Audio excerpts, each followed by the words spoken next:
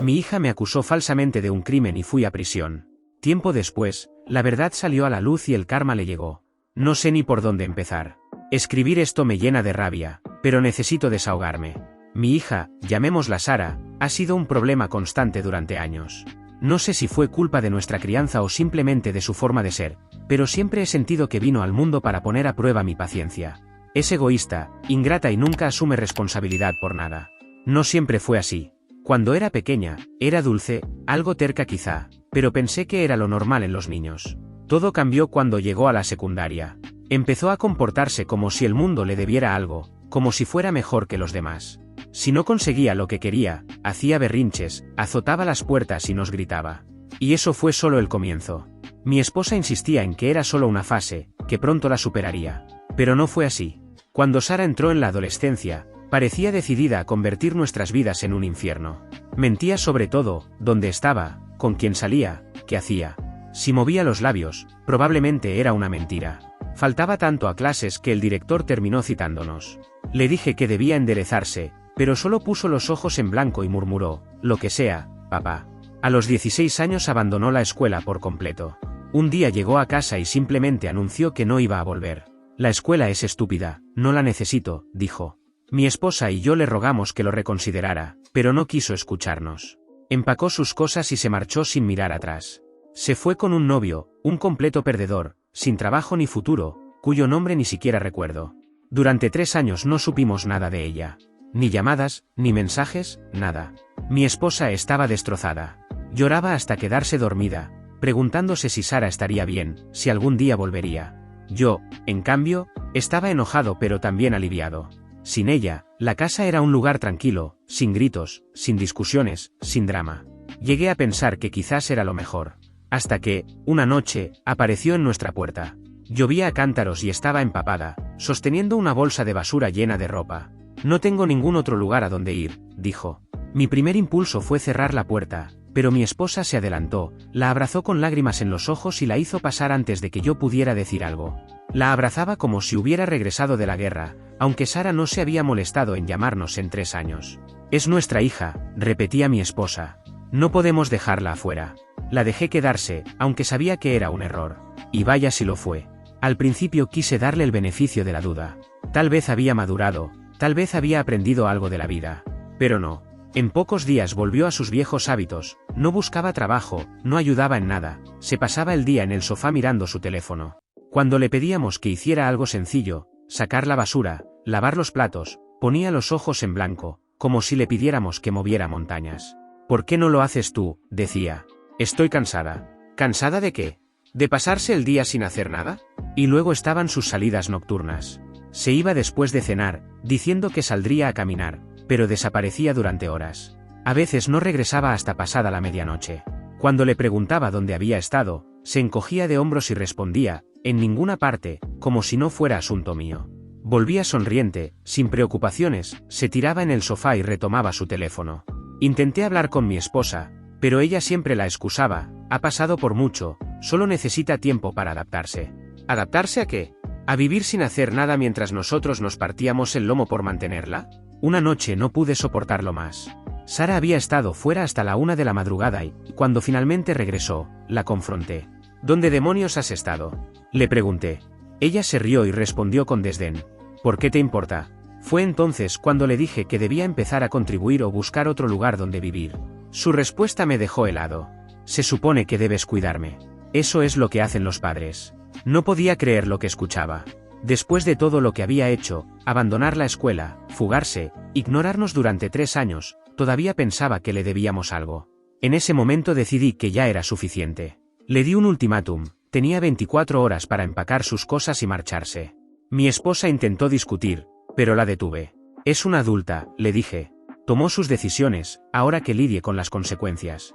Al principio, Sara no me tomó en serio.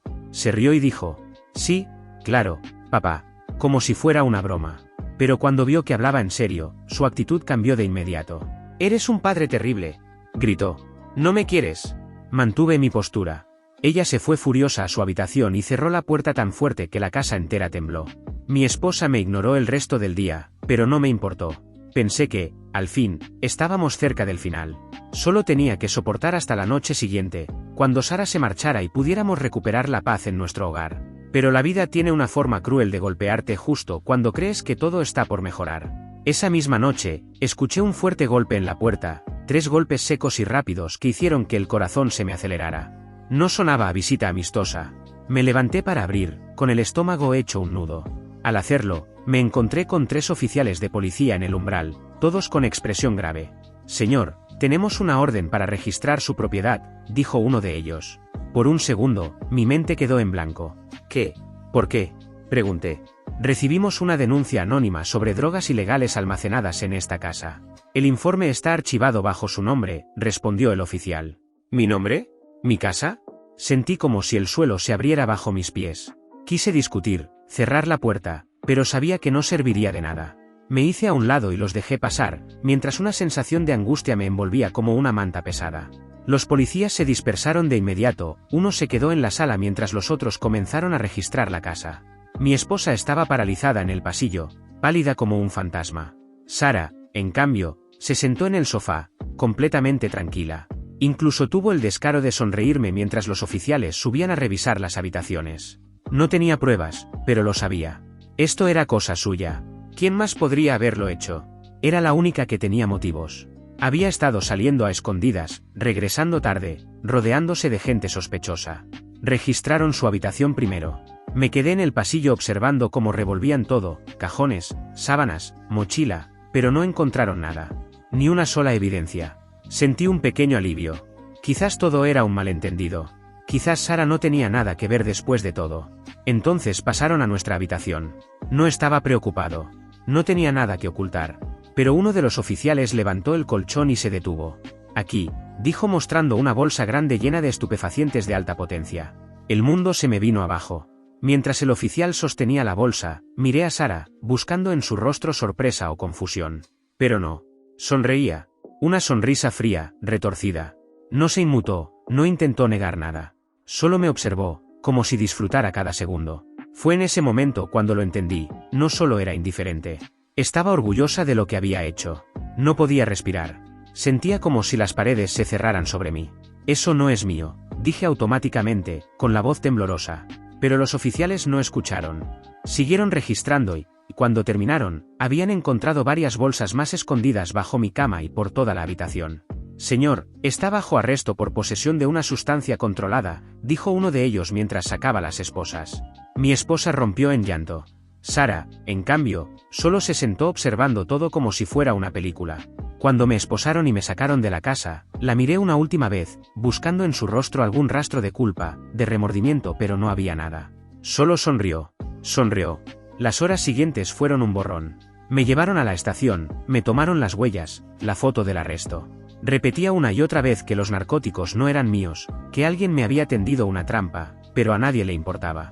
La evidencia estaba en mi casa, bajo mi cama. Para ellos, eso bastaba. Me negaron la fianza. Dijeron que la cantidad de sustancia ilegal encontrada sugería intención de distribución. Mi abogado intentó apelar, pero fue inútil. Terminé en una celda, esperando que la investigación avanzara. Durante las siguientes semanas, examinaron todo, buscaron huellas, ADN, cualquier cosa que pudiera vincularme con los narcóticos. No encontraron nada. Mis huellas no estaban en las bolsas, no había evidencia que me relacionara con ellas. Pero eso no significaba que fuera libre. La casa estaba a mi nombre, y eso bastaba para que la carga cayera sobre mí, a menos que pudiera probar lo contrario. Mi abogado argumentó que alguien más debía haberlas plantado allí, pero sin pruebas sólidas, todo era mi palabra contra la suya. Sabía que había sido Sara. No tenía idea de cómo lo había hecho, pero lo sabía. Tal vez había estado escondiendo las drogas en mi habitación sin que me diera cuenta, o tal vez las colocó allí deliberadamente como venganza por haberla echado. De una forma u otra, era la única posible culpable. Pasé 5 agonizantes meses en la cárcel mientras el caso se estancaba. No porque fuera complicado, sino porque el sistema judicial estaba saturado. Al parecer, la justicia también tenía que hacer fila, incluso cuando tu vida se estaba desmoronando. El tiempo allí se sintió interminable. Cada día era una repetición del anterior, el mismo frío, el mismo silencio, los mismos pensamientos girando en mi cabeza como un disco rayado. La traición, la humillación, la impotencia. Mi cuerpo estaba encerrado, pero mi mente no dejaba de revivirlo todo. Pensaba constantemente en ella, en cómo mi propia hija había sido capaz de hacerme esto. Me preguntaba si se estaría riendo, viviendo su vida como si nada, mientras yo estaba atrapado en un lugar al que no pertenecía. Mi esposa vino a visitarme algunas veces durante esos meses, pero incluso su presencia me pesaba. No estaba allí para darme apoyo, no realmente. Cada visita era una mezcla de duda y miedo. Hacía preguntas como si buscara respuestas que yo no podía darle. Yo solo necesitaba que creyera en mí, que luchara por mí. Pero ella parecía insegura, como si ya no supiera quién era el hombre con el que había compartido 20 años de su vida. ¿Por qué Sara haría algo así?, preguntó una vez, con la voz temblorosa, como si decirlo en voz alta le doliera. Apreté el puño hasta que los nudillos se me pusieron blancos. ¿Sabes por qué?, le dije, intentando mantener la calma, sin lograrlo. ¿Sabes cómo es? ¿Has visto cómo miente, cómo manipula, cómo retuerce las cosas para salirse con la suya? Esto no es nuevo. Ella negó con la cabeza, pálida, con los ojos vidriosos. Pero plantar sustancias ilegales, hacer que te arresten, eso no es mentir. Eso es maldad, susurró, mirando sus manos, retorciéndolas con desesperación. Ha estado en ese camino durante años, dije amargamente. Solo que tú no querías verlo. Siempre le encontrabas una excusa, ha pasado por mucho, decías. Cada vez que cruzaba un límite, la perdonabas. Y ahora mira dónde estamos. Mis palabras la golpearon como una bofetada, pero ya no me importaba. Estaba demasiado cansado, demasiado furioso, demasiado roto como para suavizar la verdad. Si hubiera estado a mi lado desde el principio, si hubiera creído en mí, tal vez habría soportado esto de otra manera. Pero no lo hizo. Y su duda fue otra celda dentro de la mía. Quizás simplemente no sabías qué estaba pasando, dijo ella en otra visita con la voz temblando. Quizás hay más de lo que crees. La miré atónito por la poca fe que tenía en mí. ¿Te oyes?, le grité preguntando. Eres mi esposa. Me conoces desde hace 20 años. ¿De verdad crees que me metería en ventas de sustancias ilegales? ¿De verdad crees que arriesgaría todo por qué? ¿Por una bolsa de estupefacientes bajo mi cama? No respondió. Se quedó sentada, mirando al suelo como una niña regañada. Pero su silencio decía más que cualquier palabra, no me creía del todo. Podría querer creerme, pero en el fondo tenía dudas. Y esa duda dolía más que cualquier otra cosa. Lo peor era saber que Sara había planificado todo. Cuanto más lo pensaba, más claro se volvía, no fue un acto impulsivo, fue calculado. Había tomado el tiempo para esconder las drogas en mi habitación, sabiendo que la culpa recaería en mí. Había denunciado anónimamente, asegurándose de que la policía tuviera un motivo para venir con una orden. Hizo todo lo posible para incriminarme. Y funcionó. Y, aún así, mi propia esposa no podía verlo. Mis padres, que me visitaron una vez, tampoco. Incluso algunos amigos se fueron distanciando, susurrando a mis espaldas. La evidencia podía no apuntar directamente a mí, pero el estigma de un arresto por drogas era suficiente para sembrar la duda. Y la duda se pega a uno como una mancha que no sale. Mientras la corte aplazaba mi audiencia una y otra vez, no me quedaba más que hervir en mi celda. Pensaba en todas las veces que Sara me había mentido, en las oportunidades que le dimos y que ella no merecía. Pensaba en la forma en que sonrió cuando la policía me llevó, como si supiera exactamente lo que estaba haciendo. Pensaba en las lágrimas de mi esposa, no eran tanto por mí, sino por el miedo de no saber si podía confiar en mí. Cuando por fin llegó mi día en la corte, no era el mismo hombre que había entrado 5 meses atrás. Estaba más endurecido, más furioso, menos dispuesto a perdonar. El sistema me había fallado. Mi familia me había fallado. Y todo por las acciones egoístas de una persona, mi hija. Cuando la verdad salió a la luz, los mensajes de texto de Sara, los testigos que la vieron escabullirse, la ausencia de huellas o ADN que me vincularan a las bolsas, el caso dio un giro. Los cargos en mi contra fueron retirados. Pero el daño ya estaba hecho, 5 meses de mi vida se habían perdido. 5 meses de ser tratado como criminal, de que dudaran de mí quienes pensé que me amaban. Legalmente mi nombre quedó limpio, social y emocionalmente, nada volvió a ser igual. No solo estaba furioso con Sara. Estaba furioso con todos los que dudaron, con los que me dejaron pudrirme mientras cuestionaban si yo era el tipo de hombre que escondería sustancias ilegales bajo su cama. Y de esa furia nació una semilla de venganza. No solo quería ver a Sara enfrentar las consecuencias, quería que sintiera lo que yo sentí, perderlo todo, ser mirado con desprecio. Quería que pagara. Lo primero que hice al volver a casa fue sentarme en la sala en silencio. Mi esposa se quedó de pie en la puerta, incómoda, sin saber qué decir. Quizás esperaba que estuviera feliz de regresar, o que perdonara y siguiera adelante. Pero ni siquiera podía mirarla sin que me invadiera una mezcla de traición y rabia. ¿Por qué no me creíste?, pregunté por fin, rompiendo el silencio. Mi voz se quebró y eso me enfureció aún más. Quería sonar fuerte, no roto. Ella se quedó allí, retorciendo las manos. Fue difícil, murmuró. Las sustancias ilícitas se encontraron en tu habitación. ¿Qué se suponía que pensara? Se suponía que me conocieras, la interrumpí. Me has conocido 20 años. Has visto cómo es Sara. Pero en cuanto pasa algo malo, te vuelves contra mí. En lugar de apoyarme, me dejaste marchitar en la cárcel mientras tú hacías de madre con quien realmente lo hizo. Se le llenaron los ojos de lágrimas, pero no iba a sentir lástima por ella. No era quien había pasado meses en una celda. Lo siento, susurró. Un lo siento no me devolvía los meses perdidos. Un lo siento no borraba la duda. Un lo siento no arreglaba lo que ella había hecho. Durante los días siguientes, intenté reconstruir los restos de mi vida. La investigación finalmente había revelado pruebas irrefutables de que Sara estaba detrás de todo.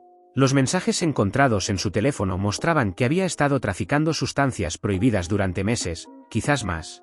Había usado nuestra casa como escondite, ocultando narcóticos de alta potencia bajo mi cama para que, si algo salía mal, yo fuera quien cayera.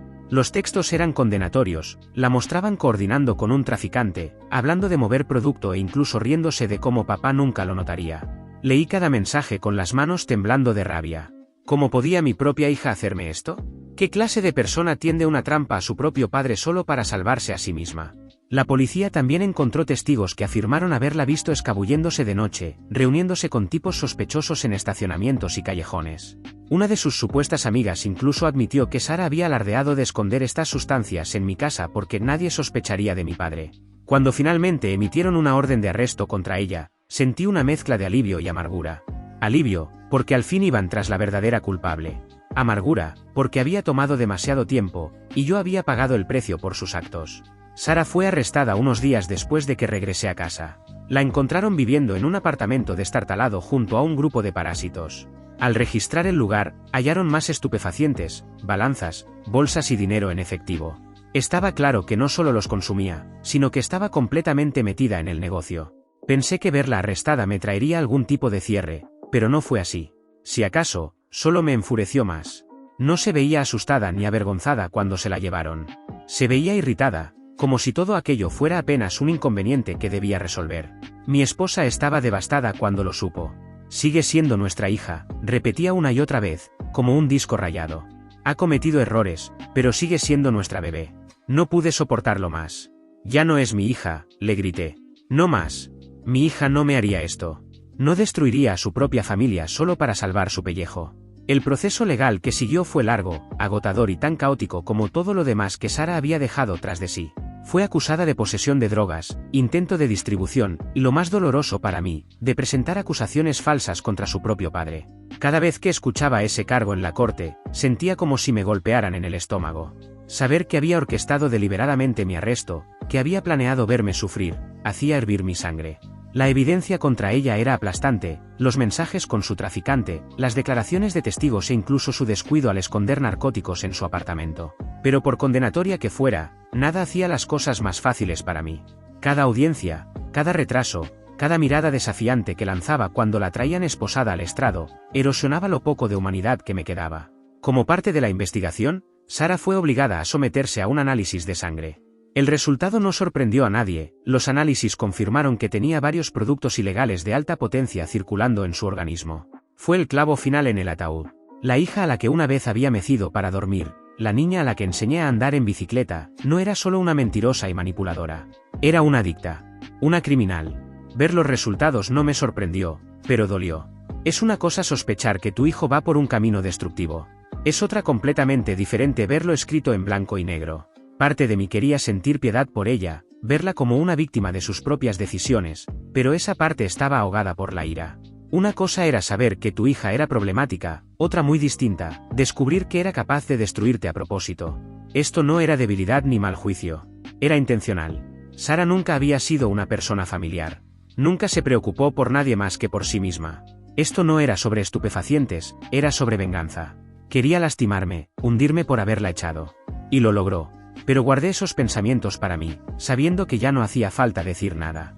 La verdad estaba expuesta para que todos la vieran. Sus acciones hablaban más fuerte que cualquier palabra que pudiera pronunciar. El juicio se extendió durante meses, retrasado una y otra vez por tecnicismos legales y las maniobras del abogado de Sara, intentando reducir los cargos. Mientras tanto, yo trataba de reconstruir los pedazos de mi vida. Aún con la evidencia en mi favor, la gente del vecindario seguía susurrando cuando pasaba. Algunos todavía dudaban, incapaces de borrar la sombra de la sospecha. Mi esposa vivía atrapada en un estado constante de negación. Está enferma, repetía una y otra vez, como un mantra que la ayudaba a soportar lo insoportable. No lo quiso hacer. No lo quiso hacer, la interrumpí una noche, después de la cena. Sabía exactamente lo que hacía. No solo estaba usando, estaba traficando. Puso mi nombre en un informe policial. ¿Cómo demonios puedes decir que no lo quiso hacer? Somos sus padres, susurró, temblando. No importa lo que haya hecho. No más, le respondí fríamente, empujando mi silla hacia atrás antes de salir de la habitación. Cuando el veredicto finalmente llegó, se sintió más como una formalidad que como una victoria. Sara fue declarada culpable de todos los cargos: posesión de narcóticos, intención de distribuir y presentación de acusaciones falsas. El juez no se contuvo, pero en lugar de prisión, la sentenció a 8 años en un centro de rehabilitación de largo plazo. Dijo que su adicción debía tratarse para evitar que repitiera sus actos. Sara mostró poca emoción mientras escuchaba la sentencia. Solo se encogió de hombros, como si dijera es lo que es. Quise sentir alivio, pero no pude. El daño ya estaba hecho. 8 años no borrarían los 5 meses que pasé en una celda.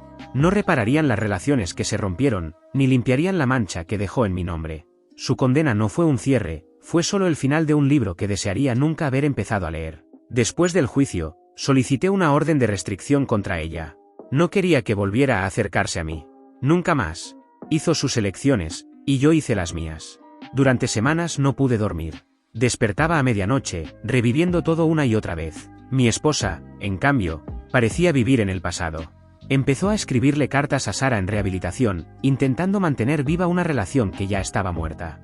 Al principio no dije nada, pero con el tiempo fue demasiado. ¿Qué esperas lograr con eso?, le pregunté una noche al verla sellar otro sobre. Es nuestra hija, respondió, aferrándose a ese mismo mantra roto que me había vuelto loco durante meses. Dejó de ser nuestra hija el día que me puso en esposas, dije, con voz helada. No me importa si mejora. No me importa si cambia. Está fuera de mi vida, y eso no va a cambiar. Esa conversación fue el punto de quiebre. Ya no estábamos en la misma página, ni siquiera en el mismo libro. Mi esposa se aferraba a la idea de Sara como la hija que habíamos tenido, la niña que había criado, la bebé que una vez sostuvo en brazos. Pero esa versión de Sara ya no existía. No para mí. Entonces lo comprendí, nuestro matrimonio tampoco iba a sobrevivir a esto. La confianza se había ido, desgastada por meses de duda, rabia y dolor. Mi esposa me había dudado cuando más la necesitaba, y ahora trataba de proteger a quien había destruido todo lo que éramos. ¿Cómo se vuelve de algo así? La respuesta era simple: no se vuelve. Una noche, tras otra discusión tensa sobre Sara, lo dije en voz alta por primera vez. No creo que podamos seguir así, dije.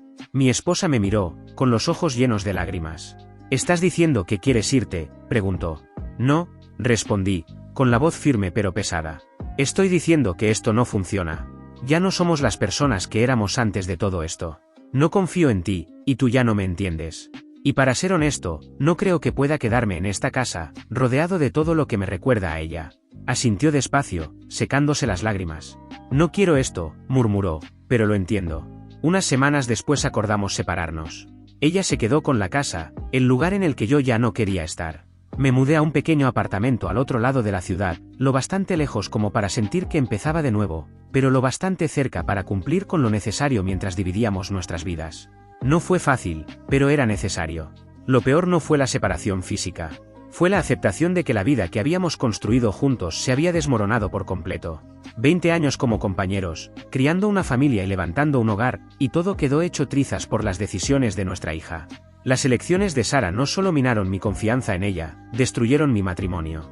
Lo más doloroso no fue el tiempo en la cárcel ni el juicio. Fue descubrir que la vida que creía sólida nunca lo fue tanto.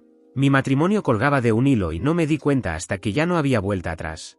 Quizás algún día encuentre la manera de soltar esta rabia, pero no hoy. Hoy lo único que puedo hacer es poner un pie delante del otro y mantener a Sara lo más lejos posible de mí. Ella eligió su camino, y vivirá con las consecuencias. Gracias por ver. Si aún no te has suscrito, por favor hazlo y activa la campana de notificaciones para mantenerte al día con más historias impactantes de la vida real que suceden a tu alrededor.